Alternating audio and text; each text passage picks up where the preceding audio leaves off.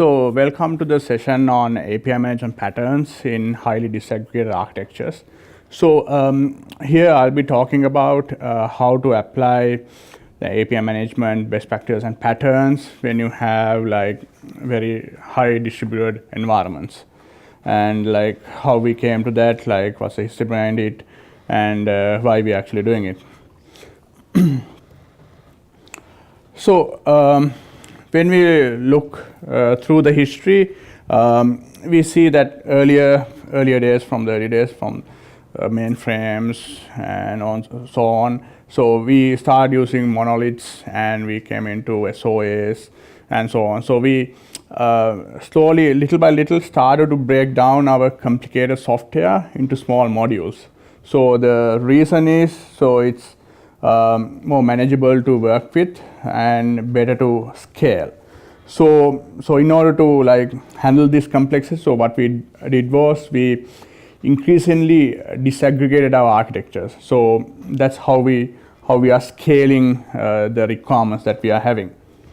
So while we are doing this, these modules or components became more network accessible. So they naturally became endpoints in the network.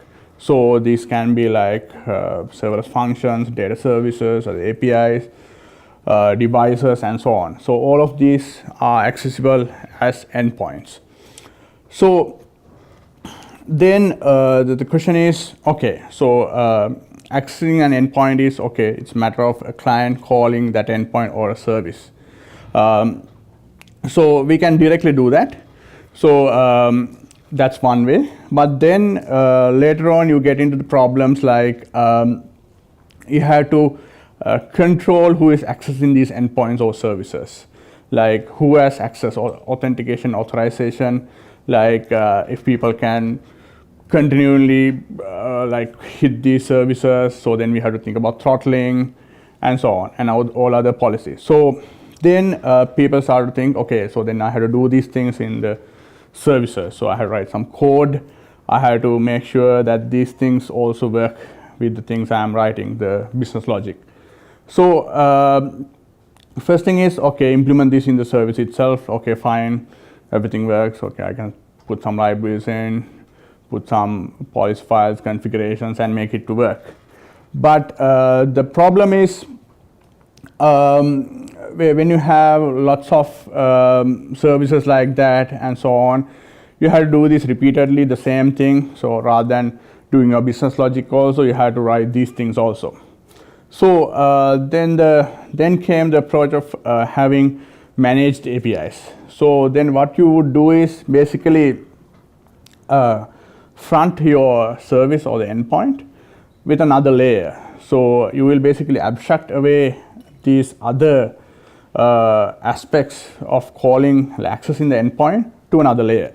So that is what's being done by the API management basically. So then we have like API gateways which enforces these rules. So that's basically what we are doing. So when we have other endpoints, what we do is we stick a API gateway in front of it and manage all the communication and the policies there. So then the client will not access the service directly, but rather the API gateway, which will handle all the functions that's needed. So this is the general pattern, which is fine, works well. How we mostly do this is using the traditional API management approach, where we have a centralized API management system with a centralized gateway. That is, so we have multiple backend services, can be in your specific business unit. You have lots of services or multiple business units, but you have a single API gateway. So that gateway will intercept all the traffic and basically decide on what to do with the request. So that's a centralized way. So everything goes through there. Okay, fine, I can manage it. I have my API like management utilities or the UIs there also. I can manage that. So it works in that way. and all the clients go through the same gateway. So this may work in most of the cases, but it can provide problematic when you want to scale your system more. Like if you have lots of services and services with different load requirements and so on.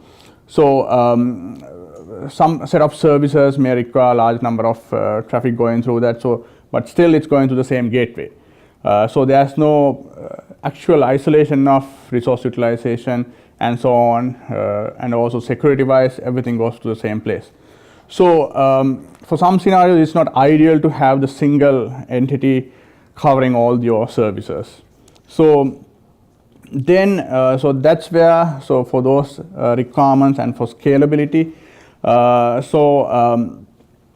starting from services itself, so we came into this microservices architecture. So where we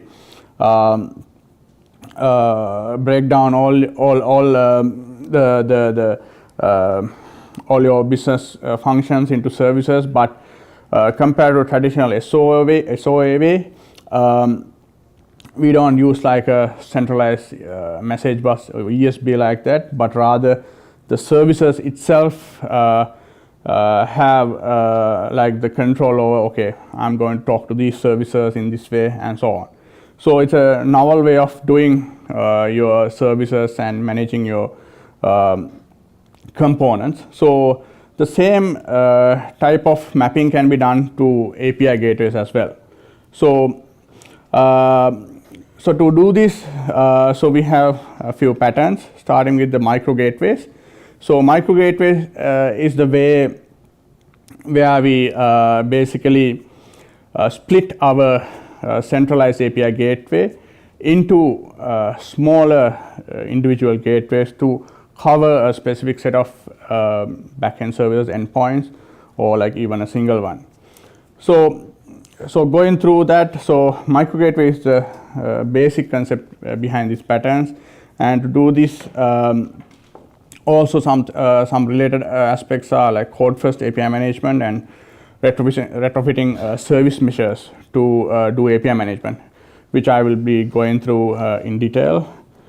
So first of all, micro gateway, so we can do it in two main ways. So we call it the private jet gateway and the sidecar based one.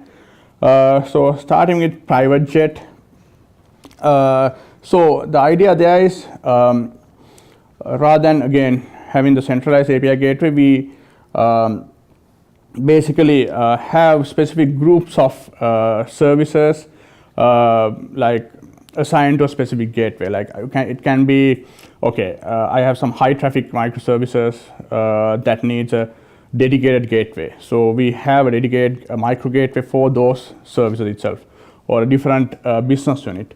So it's easier to handle those, or maybe it can be a common security domain that I have to use, and so on. So those things, so then we segregate all these different services into these micro gateways.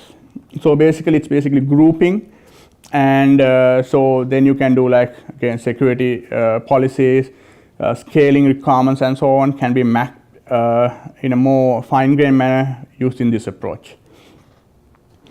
So you can see some example like diagrams of traffic, how it could go through the system in this way.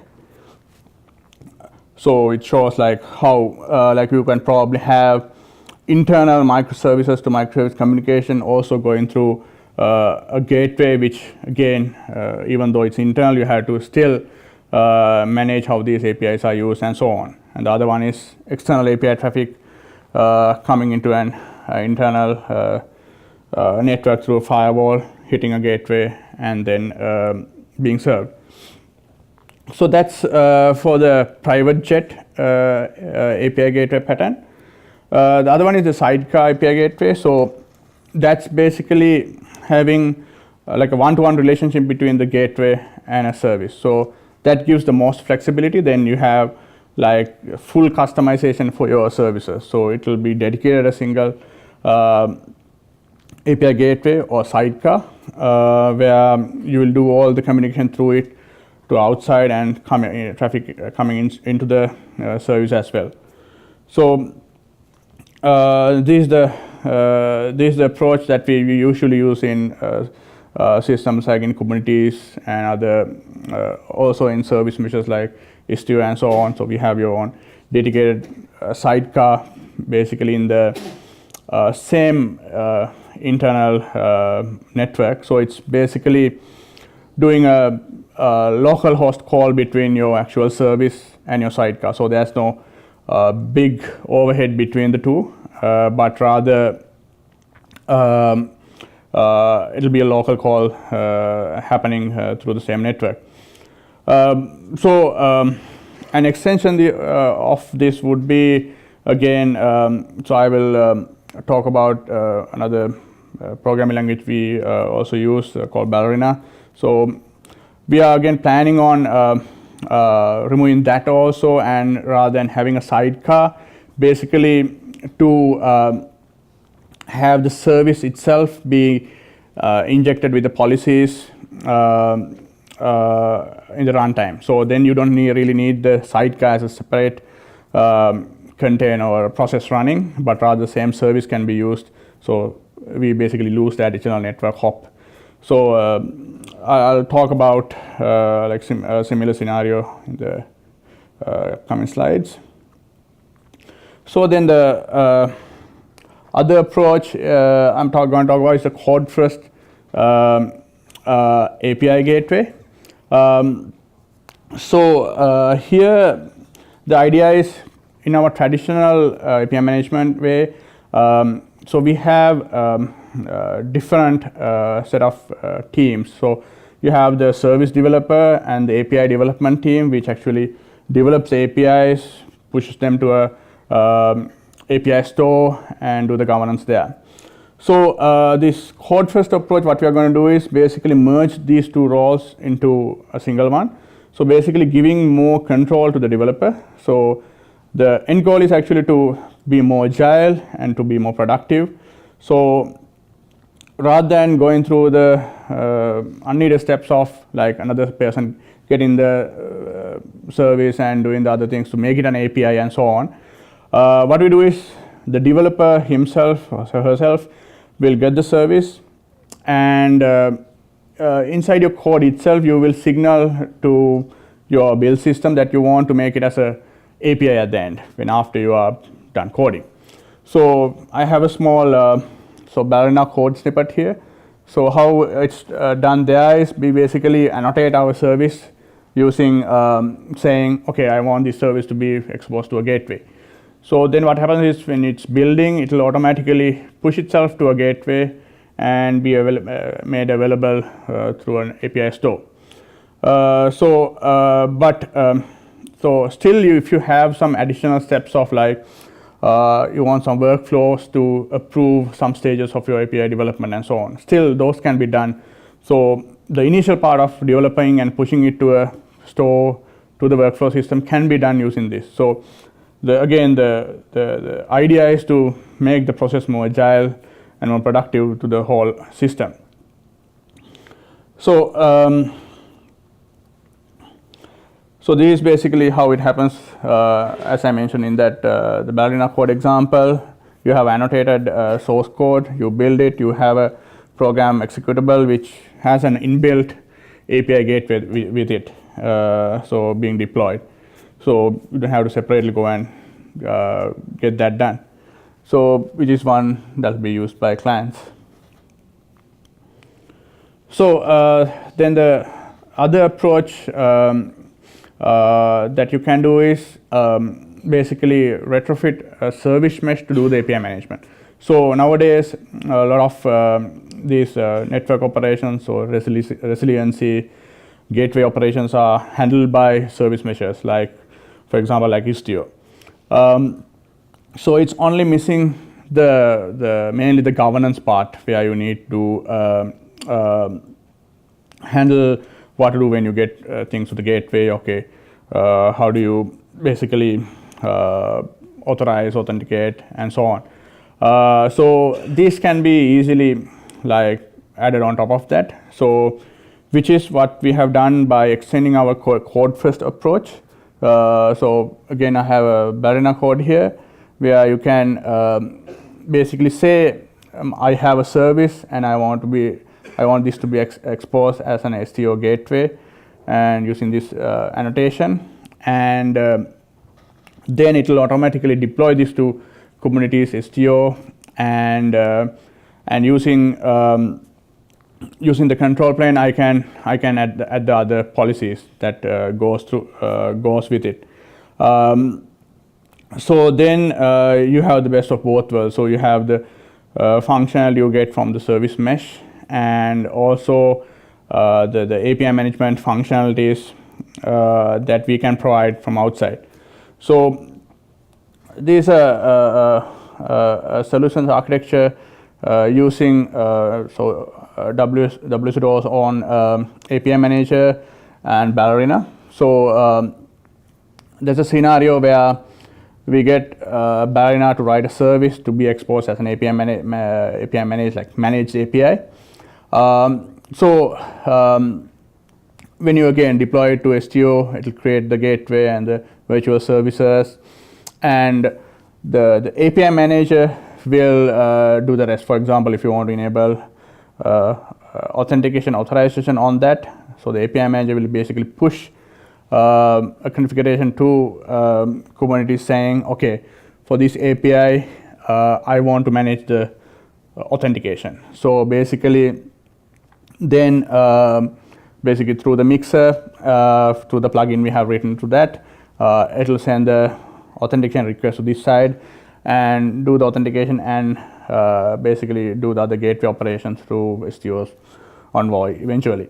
So so basically what we have done is we have enriched the functionality in STO to do the API management operations also, like in a code first manner. So end to end. So what we expect is developer productivity and like better manageability of the system.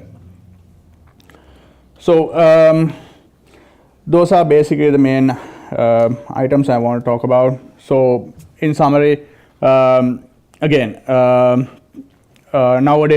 as I mentioned, because of the complex software, we are going towards like massive like disaggregation architecturally, and so with that, API management systems also have to think about how we're going to be more distributed. So that's where micro gateways, the code first approaches, and integrating with service meshes come into play to basically make the whole system more agile and more productive actually. So that's it. Thank you.